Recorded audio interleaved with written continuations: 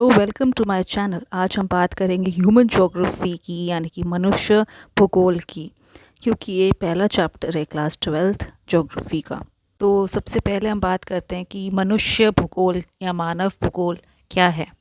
वो एक ब्रांच है ज्योग्राफी में, हम कहेंगे एक शाखा है ज्योग्राफी का। ब्रॉडली अगर हम ज्योग्राफी को डिवाइड करते हैं दो पार्ट्स में, एक है फिजिकल ज्योग्राफी और एक है human geography.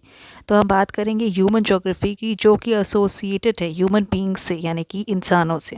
Basically human geography क्या है, वो मनुष्य और उनकी जो प्राकृतिक पर्यावरण के बीच का जो संबंध है, यानी कि मैन और उसकी इन्वायरमेंट के बीच में, तो कैसे हम अपने आप को अडेप्ट करते हैं अपने आसपास के इन्वायरमेंट से, और कैसे हम उसको यूटिलाइज करते हैं, कैसे हम इन्वायरमेंट को यूज़ करते हैं अपने अपने डे टू डे लाइफ को लीड करने के लिए।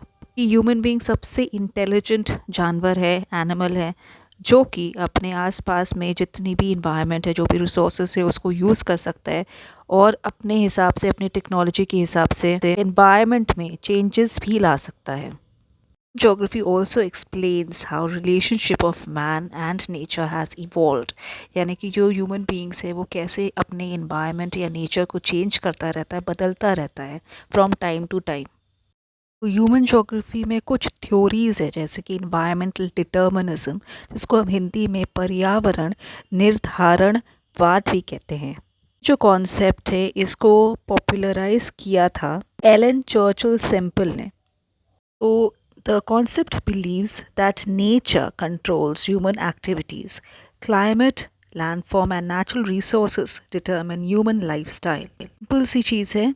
इसका मतलब यही है कि जो नेचर है, जो इन्वायरमेंट है, उसका डोमिनेंट रोल है हमारी लाइफ के ऊपर। जो भी ह्यूमन एक्टिविटीज़ होते हैं वो कई हद तक इन्वायरमेंट पे डिपेंडेंट होते हैं। जैसे कि क्लाइमेटिक फैक्टर, जो कि इन्वायरमेंट होता है, जहाँ का जलवायु होता है, भौतिक परिस्थितियाँ होती है, तो जो भी इन्वायरमेंटल कंडीशंस हमको मिलते हैं, हमको उसके हिसाब से अडेप्ट करना पड़ता है अपने आप को।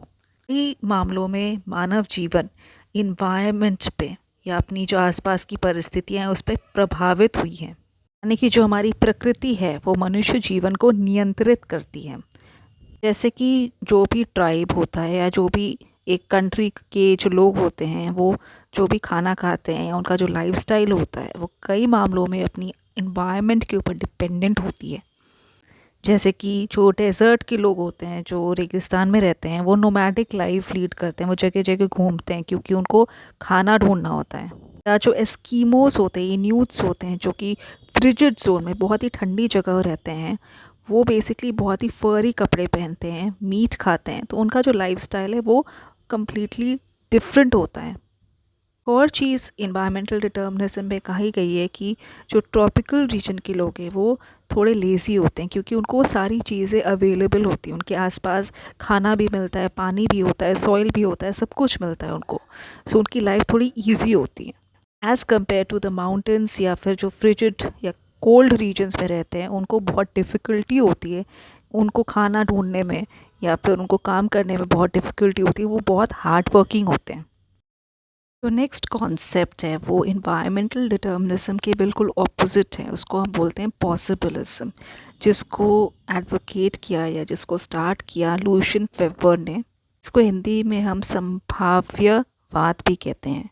इसका ये मतलब है कि nature provides possibilities but human beings use knowledge and technology to modify nature. यानी कि जो हमारी आसपास की प्रकृति है उसमें से हमको काफ़ी अवसर मिलते हैं, काफ़ी चीज़ें हमको मिलती है, रिसोर्सेज मिलते हैं, लेकिन हम अपनी बुद्धि से, यानी कि ह्यूमन बीइंग्स बहुत ही इंटेलिजेंट एनिमल है, प्राणी है, तो अपने जो नॉलेज है, अपनी जो बुद्धि है, उसके हिसाब से, और जो टेक्नोलॉजी है, साइंस और टेक्नोलॉजी जो हम इम्प्लीमेंट करते हैं, जो हम इनोवेट करते हैं, उन सब चीज़ों से हम अपने आसपास के पर्यावरण को चेंज कर सकते हैं, यानी कि बदल सकते हैं।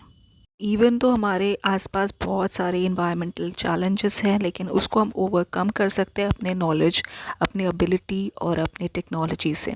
जैसे कि अगर किसी भी माउंटेन में आप जाएंगे तो वहाँ पे भी आप देखेंगे कि काफ़ी टनल्स और रोड्स बन चुके हैं, इवन रेलवेज़ बन चुके हैं वहाँ पे।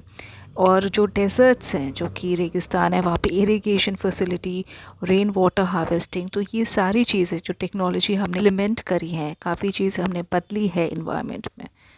कुछ चेंजेस पॉजिटिव भी है, कुछ चेंजेस नेगेटिव हैं, जैसे कि ग्लोबल वार्मिंग है वो नेगेटिव है, एसिड रेनफॉल है वो नेगेटिव है। तो कई चीज़ें ह्यूमन बींग्स ने चेंज करी है इन्वायरमेंट में, वो टोटली डिपेंडेंट नहीं है अपने इन्वायरमेंट में। अब हम बात करेंगे थर्ड थ्योरी की, जिसको हम न्यू डिटर्मिनिज्म या स्टॉप एंड गो डिटर्मिनिज्म कहते हैं। हिंदी में उसको नव निर्धारणवाद भी कहते हैं। थ्योरी को दिया था ग्रिफिथ टेलर ने।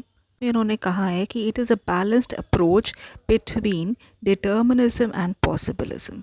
Humans can use nature but with in its limits. यानी कि हमको बैलेंस बनाना पड़ता है, ह्यूमन बींग्स को बैलेंस बनाना पड़ता है इन्वायरमेंट और टेक्नोलॉजी के बीच में। यह थ्योरी निर्धारणवाद और संभाव्यवाद का संतुलित रूप है। अगर हम टोटली डिपेंडेंट हो जाएंगे अपने इन्वायरमेंट में और कुछ भी नहीं करेंगे तो कोई टेक्नोलॉजी या कोई एडवांसमेंट ही नहीं होगा, हम प्रिमिटिव के प्रिमिटिव ही रहेंगे। और अगर हमने कम्प्लीटली चेंज कर दिया अपने इन्वायरमेंट को थ्रू साइंस एंड टेक्नोलॉजी, तब इन्वायरमेंट ही नहीं बचेगा कि हम फ्यूचर में अपने आप को सस्टेन कर सके। इसलिए दोनों के बीच में बैलेंस होना बहुत ज़रूरी है। मनुष्य जो है वो अपने पर्यावरण का उपयोग करता है, उनसे रिसोर्सेज भी लेता है, लेकिन अपनी सीमाओं के भीतर। अगर human beings excessively resources use करेगा तो वो सारी चीज़ें डिप्लीट हो जाएंगी, फ्यूचर में कुछ बचेगा ही नहीं, तो हम कैसे रहेंगे। इसीलिए हमको कुछ इन्वायरमेंटल लॉज फॉलो करने चाहिए, और हम करते भी हैं, जैसे कि पोल्यूशन कंट्रोल, सस्टेनेबल डेवलपमेंट वगैरह।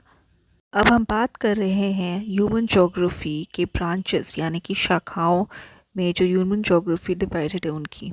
सबसे पहले है सोशल ज्योग्राफी, यानी कि सामाजिक भूगोल। सामाजिक भूगोल में हम पढ़ते हैं जो भी चीज़ें जो समाज के अंदर पाई जाती हैं, जैसे कि पॉपुलेशन या जनसंख्या, सेटलमेंट या कल्चर, संस्कृति, या फिर रिलीजन के बारे में, धर्म के बारे में।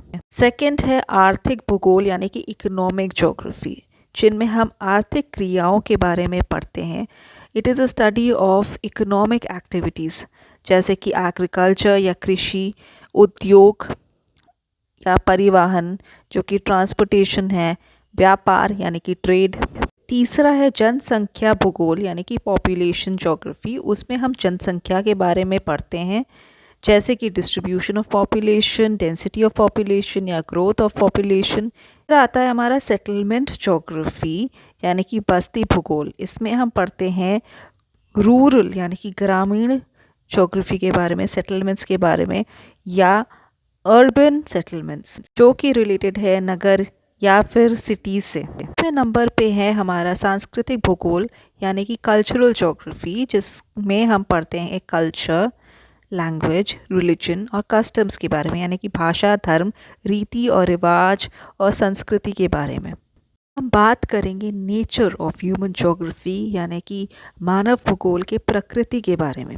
तो सबसे पहले यह सब्जेक्ट जो है वो डायनामिक है। डायनामिक मतलब वो चेंज होता रहता है। तो time to time human development और काफ़ी चीज़ें ह्यूमन बींग्स और इन्वायरमेंट में जो चेंजेस होते हैं उसके अकॉर्डिंग ह्यूमन ज्योग्राफी में भी चेंजेस आते रहते हैं। तो यह गतिशील विषय है।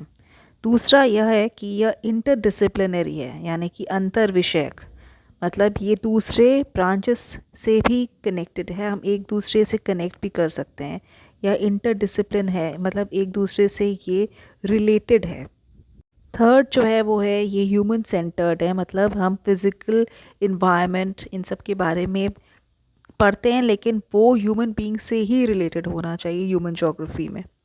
जो फोर्थ पॉइंट है वो ये है कि ये क्वांटिटेटिव और क्वालिटेटिव है। इसको हम मैथमेटिकली भी अप्रोच कर सकते हैं, तथा हम यहाँ पे काफ़ी चीज़ें थ्योरेटिकल या क्वालिटेटिव भी ला सकते हैं। तो बेसिकली ह्यूमन ज्योग्राफी में हम क्या क्या पढ़ते हैं, हम पढ़ते हैं ह्यूमन पॉपुलेशन के बारे में, हम पढ़ते हैं उनकी एक्टिविटीज़ के बारे में, हम पढ़ते हैं ह्यूमन इकोनॉमिक डेवलपमेंट के बारे में, अर्बनाइजेशन के बारे में, सेटलमेंट्स के बारे में, रिसोर्स कैसे यूज़ होता है उसके बारे में, और ह्यूमन इन्वायरमेंट का इंटरेक्शन जो है उसके बारे में। अच्छा, इम्पॉर्टेंट थिंकर्स जो एसोसिएटेड है इस टॉपिक्स है वो है फ्रेडरिच रैटजेल जो कि इन्वायरमेंटल डिटर्मिनिज्म जिन्होंने प्रोपोगेट किया, विडाल डी ला ब्लाश जिन्होंने पॉसिबिलिज्म दी है, और ग्रिफिथ टेलर जिन्होंने न्यू डिटर्मिनिज्म दी है।